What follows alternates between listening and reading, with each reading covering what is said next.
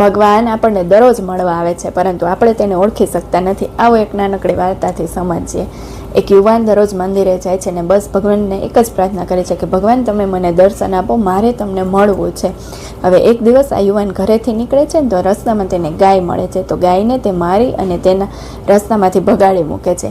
હવે ત્યાંથી આગળ વધે છે ને તો એક વૃદ્ધ સ્ત્રી મળે છે ને આ સ્ત્રીના હાથમાં 2 મોટા મોટા થેલા હોય છે ને આ વૃદ્ધ સ્ત્રી આ યુવાનને મદદ માગે છે. ત્યારે આ યુવાન એવું કહે છે કે મારે મંદિરે જવામાં મોડું થાય છે એટલે હું તો મારી મદદ નહીં કરી શકું.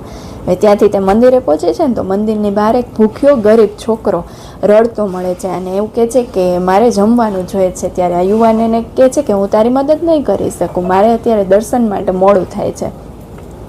અને તે ભગવાનને એક જ પાછી પ્રાર્થના કરે છે કે ભગવાન આજે પણ તું મને મળવા ન આવ્યો. અને તે નિરાશ થઈને ઘરે પાછો ફરે છે. અને તે જ રાત્રે ભગવાન તેના સપનામાં આવે છે અને ભગવાન એને એવું કહે છે કે હું તો તને આજે 3 વખત મળવા આવ્યો, પરંતુ તું મને ઓળખી શકતો નથી.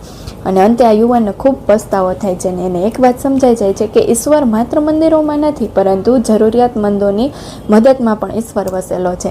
અને આ આખી વાર્તા ઉપરથી આપણને ખૂબ જ એક સરસ વાત શીખવા મળે છે કે કોઈને મદદ કરવા ઉપડેલો એક હાથ પ્રાર્થના કરવા ઉપડેલા 2 હાથ કરતાં વધારે શક્તિશાળી હોય છે અને ઈશ્વર તેની હંમેશા નોંધ લે છે. જો તમને આજની વાર્તા ગમી હોય તો આ વાર્તાને વધુને વધુ શેર કરો, લાઈક કરો અને અમારી ચેનલને સબસ્ક્રાઈબ કરો.